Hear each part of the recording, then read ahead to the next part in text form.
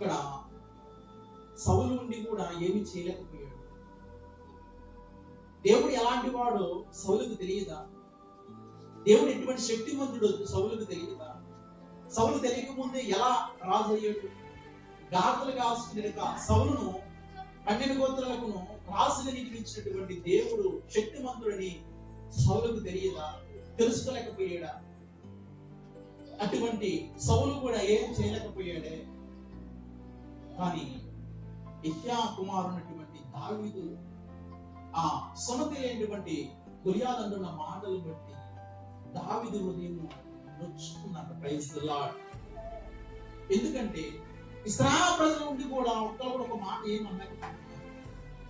కానీ ఎక్కడో గొర్రెలు కాసుకుని దావీదు వచ్చి ఆ సున్నతి లేని వాడి యొక్క మాటలు వింటుంటే దావీదుకు రోషం వచ్చేసిందంట, పౌరుషం వచ్చేసిందంట.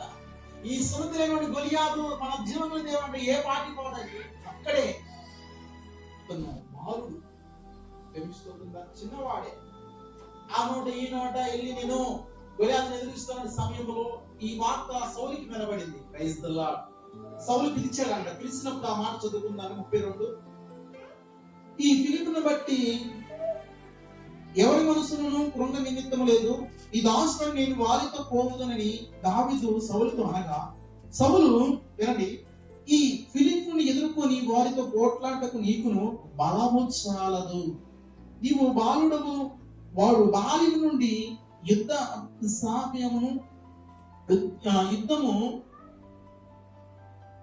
చేసిన వాడని దావీదుతో నేను. Praise the lord.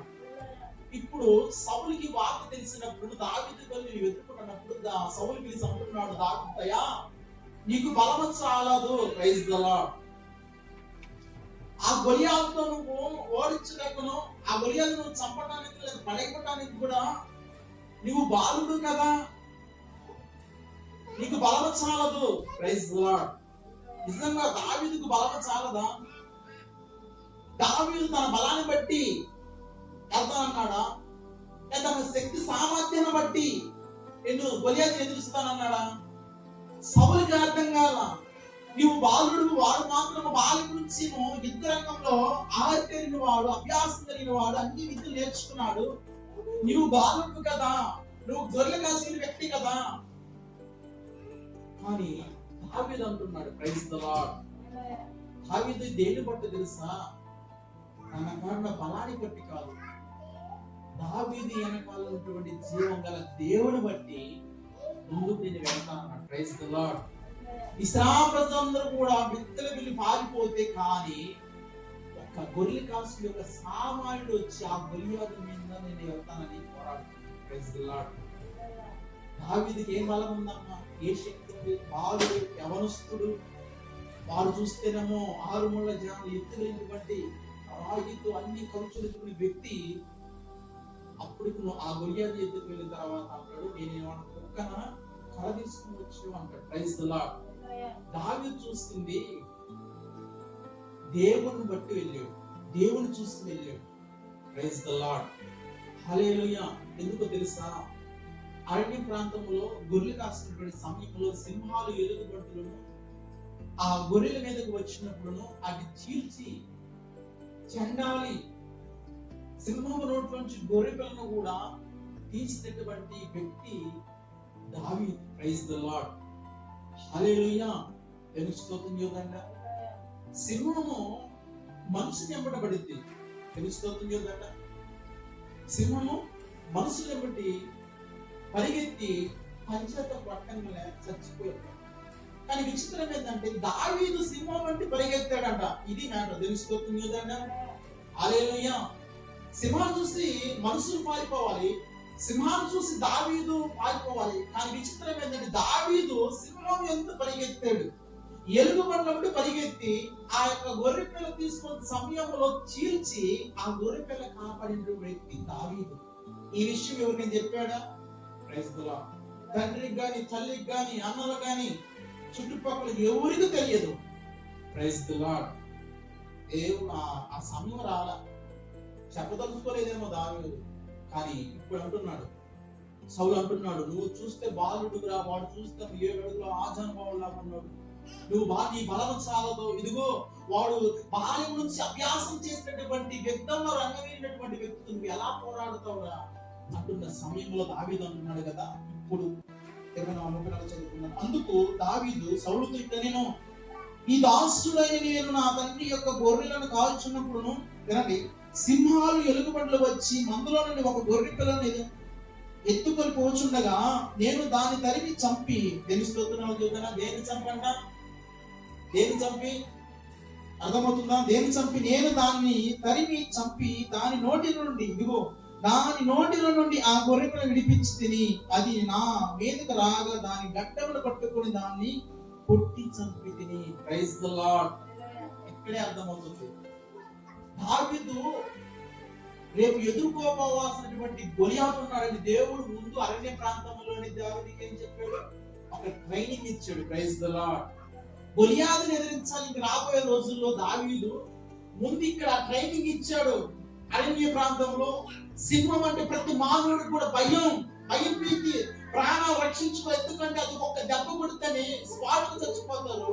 కానీ దావీదు అరణ్య ప్రాంతంలో గొర్రెలు తీసుకునే సమయంలో దాన్ని తరిమి చిన్నాన్ని గడ్డం చీల్చి గొర్రె పిల్లని రక్షించాడు. Praise the lord. దావీదు ఈ ధైర్యం చూసుకొని గొలియాతు మీదకి నేను వెళ్తా అంటున్నాడు. Praise the lord. గొలియాతు గొప్పవాడా, గొలియాతు పక్కన సింహం గొప్పదా? మీరు చెప్పండి, ఏది గొప్పదో? తెలుస్తుంది కదండి, అర్థం కావట్లేదని చెప్పేది. సింహం గొప్పదా, మనిషి గొప్పవాడా? ఏది సింపుల్ గా ఓడించవచ్చు? తెలుస్తుంది చెప్పాలా. మానవుడు కాబట్టి ఎలాగలా ఓడించవచ్చు, సింహాన్ని ఓడించగలరా? తెలుస్తుంది చెప్పాలా. ఇప్పుడు దావీదు ముందుగా అరణ్య ప్రాంతం గొర్రెలు కాస్తున్నాడే మనం అని వదిలేస్తాము, కానీ అక్కడే ఉంది తన భక్తి, అక్కడే ఉంది తన ప్రార్థన, అక్కడే ఉంది తన విధేయత, అక్కడే ఉంది తన పరిశుద్ధత, అక్కడే ఉంది తన జీవిత యొక్క పరమార్థం ఏదో అరణ్య ప్రాంతంలో నేర్చుకున్నాడు. కారణం తెలుసా?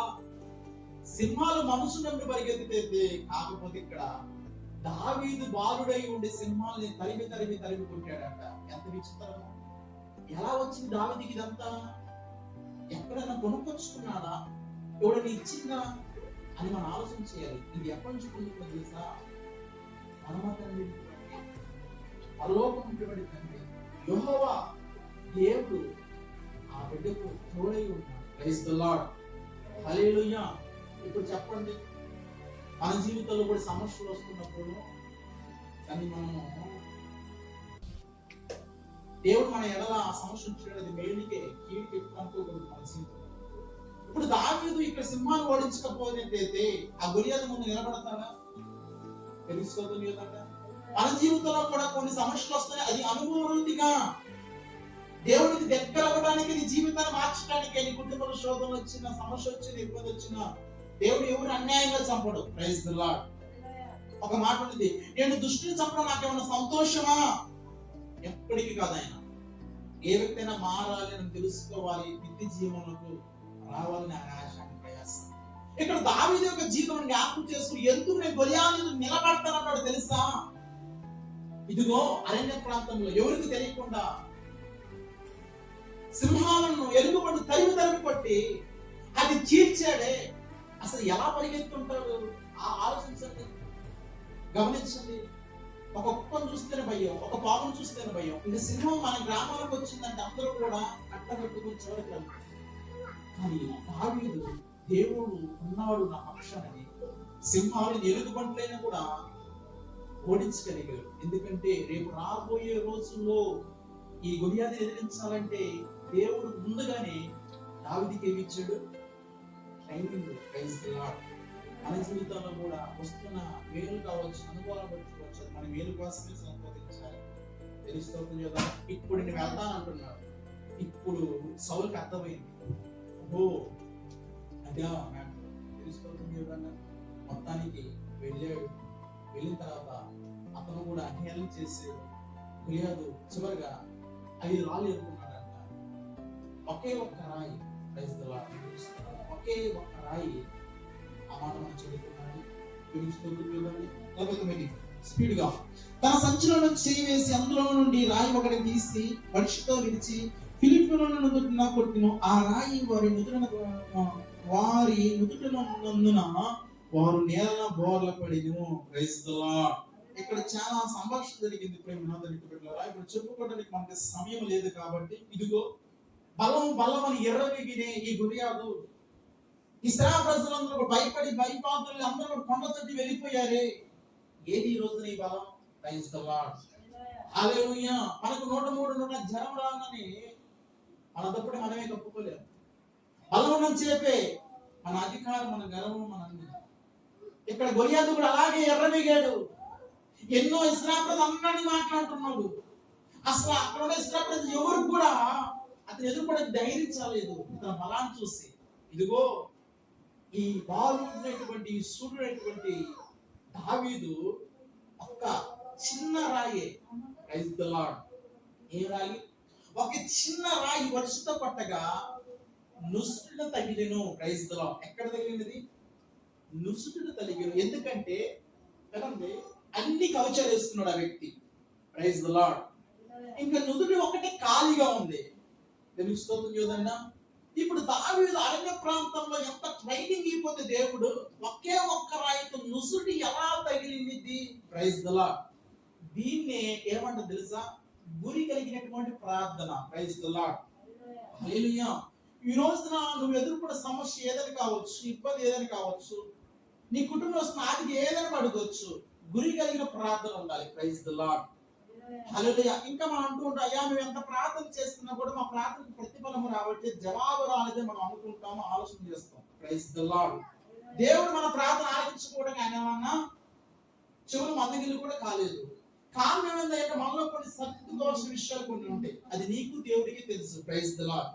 అది నీ చూపు విషయంలో కావచ్చు, మాట విషయంలో కావచ్చు, ఆత్మీయతలో కావచ్చు, ప్రార్థన విధానంలో కావచ్చు, నీ ప్రవర్తన నుంచి ఏ విషయంలో దేవుడికి కొద్దిగా అడ్డుకోవడం ఉన్నాయేమో అవి తొలగించుకోగలిగితే దావీదు విసిరినటువంటి ఆ గొలియాతు మీద ముసురు ఎలాగైతే తగిలిందో ఈ ప్రార్థన కూడా నీ ఎదుర్కొన్న సమస్య ఏదైనా కావచ్చు, ఆ సమస్య బట్టి నువ్వు ప్రార్థిస్తే ఆ ప్రార్థనకు జవాబు తప్పగా దేవుడు సహాయం చేస్తాడు. Praise the lord. హల్లెలూయా. అర్థమవుతుందా? ఎక్కడే ఉన్నారుగా తెలుగు స్తోత్రం చూడండి. 40 రోజులు ఇశ్రాయేలు ప్రజలు కూడా భయభీతులైనటువంటి రాజులు అందరూ ఉన్నారు. కానీ విచిత్రం ఏంటంటే ఒక బాలుడు, ఒక దావీదు అరణ్య ప్రాంతంలో గొర్రెలు కాస్తే దావీదుకు వచ్చి ఒక చిన్న రాయితో నుసుటున ఎలా గురి చూసుకుంటుంటాడు. ఆ రాయే ఈ రోజు నీ ప్రార్థన కావాలి. తెలుగు స్తోత్రం చూడండి. ఆ రాయే నీ ఆత్మీయ జీవితంలో నువ్వు ఎదగాలి. ఆ రాయే నీ పరిశుద్ధత అయి ఉండాలి. ఆ రాయే నువ్వు అన్ని విషయాలు కూడా దేవుడికి నమ్మకం కలిగి నువ్వు జీవించే వ్యక్తిగా నువ్వు ఉండాలి. Praise the lord. దావీదు అరణ్య ప్రాంతం అనుభవం నేర్చుకోకపోతే, ఆ యొక్క సింహాలు ఎలుగుబంటులను కూడా ఎదుర్కోకపోతే ఈ రోజున దావీదు గొలియాతు మీద నిల్చున్నాడే కాదు. తన నమ్మకం ఏందో తెలుసా? సౌలుతో అంటున్నాడయ్యా, నిజమే, వాస్తవమే, వాడు బలాడే సూర్యుడే, బలవంతుడే కాదంట్లా. అరణ్య ప్రాంతంలో నేను గొర్రెలు కాసుకున్న సమయంలో గొర్రెల మీదకి వచ్చినప్పుడు సింహాలు ఎలుగుబంటులను వాటిని చీల్చి వాటి వెతుకెళ్తుంటే ఆ నోటుల నుంచి నేను రక్షించగలిగా. ఇది నా శక్తిని బట్టు, నా బలాన్ని బట్టు, నా జ్ఞానాన్ని బట్టు కాదు, కానీ నా వెనకున్నాడే జీవం కలిగినటువంటి దేవుడు సామర్థ్యం కలిగి నేను చేశాను. Praise the lord. అదే రీతిగా ఇప్పుడు 40 రోజులు ఇశ్రాయేలు ప్రజల మీద అంతరాని మాటలు అంటున్నాడు ఈ గొలియాతును. అదే లెక్కలో నేను వెళ్తున్నాను. యుద్ధము యెహోవాదే. దేవుని స్తోత్రం చేద్దామా? ఒకే ఒక్క రాయి తీసుకొని ముసులు కొట్టాడు. Praise the lord. హల్లెలూయా. వాడు ఎలా పడ్డాడు తెలుసా? గోర్లు పడ్డాడు. Praise the lord. ప్రతి నాలుక, ప్రతి మోకాలు యేసు నామములో వంగాలి, పలకాలి. గొలియాతు వాదైతే ఏమైంది? ఎదుటివాడు ఎంత వాడైనా, ఎంత బలుడైనా, ఎంత అధికారం, ఎంత జ్ఞానం కలిగిన వాడైనా సరే కానీ నువ్వు క్రీస్తుని కలిగి ఉంటే, క్రీస్తుని అంటు పెట్టుకుని ఉంటే విజయం నీదే. Praise the lord. దావీదు ఇప్పుడు తన నాన్న ఉన్నాడను, తన అన్నలు ఉన్న బలాన్ని చూసుకుని పోవాలా, జీవం గల దేవుడు చూసుకుని వెళ్ళాడు. ఈ రోజున వెనక జీవం గల దేవుడు నడుస్తున్నాడా, నీకు తోడై ఉన్నాడా అని 1-2 సార్లు నీవే ఆలోచన చేయాలి. నీవే పరిశోధన చేసుకోవాలి. నిజమే కదా, ఎన్ని శోధనలు, ఎందుకు ఈ బలిగితము, ఎందుకు ఈ వ్యాధులు, ఎందుకు ఈ ఆర్థిక స్థితిని బట్టి అన్ని విషయాలు నమ్మకంగా ఉంటున్నాను కదా, ప్రార్థన చేస్తున్నాడు కదా, పరిచర్య చేస్తున్నాడు కదా, అన్ని విషయాలు పాల్గొంటున్నా, నాకే ఎందుకు ఈ సమస్య అనుకుంటున్నామేమో. దేవుడికి ట్రైనింగ్ ఇస్తున్నాడేమో. లేదా పరీక్షిస్తున్నాడేమో. రేపు రాబోయే రోజులు, రాబోయే దినాల్లో నేను ఒక శిఖరాన్ని కూర్చోబెట్టాలండి. ముందు మనకు కొన్ని సేదు అనుభవాలు నేర్పుతూ ఉంటాడు. Praise the lord.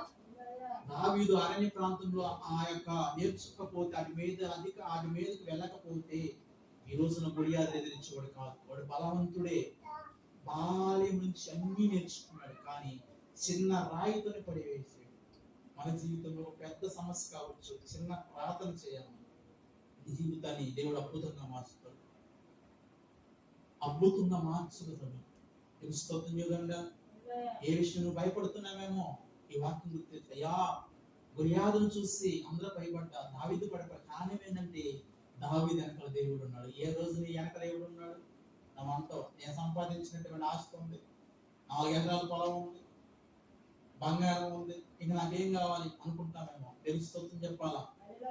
దేవుడు అవి సంపాదించుకున్న దాంట్లో మంచిదే, కానీ అందులో క్రీస్తు ఉన్నాడో లేదో, దేవుడు ఉన్నాడో లేదో ఆలోచించాలి.